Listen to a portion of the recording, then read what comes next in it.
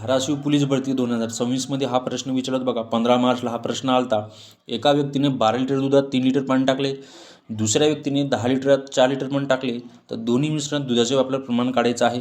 मग काय करायचं, अशा प्रश्न आलता बघा. तर पहिले बघा, 12 लिटर आणि 3 लिटर पाणी, 12 लिटर दूध आहे, 3 लिटर पाणी आहे, दोघांची बेरीज करा, मिश्रण करा, किती होतात 15.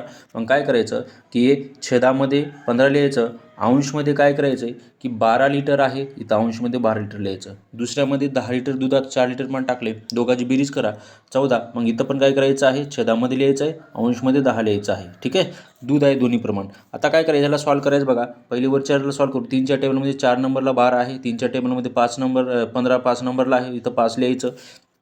इथं बघा 2च्या टेबलमध्ये 5 नंबरला 10 आहे, 2च्या टेबलमध्ये 7 नंबरला 14 आहे. बरोबर आहे. आता करायचं काय बघा, पहिले काय करायचं, या दोघांचं गुणाकार करा. बरोबर आहे, किती होतात 25 होते. आणि नंतर गुणोत्तर आपल्याला काढायचं आहे, आणि हे दोघांचं गुणाकार करा, 7 आणि 4चा 7 चोक 28.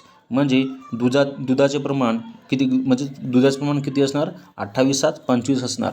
ऑप्शन नंबर कुठे दिसतो, सी मध्ये याचं उत्तर आहे. ओके.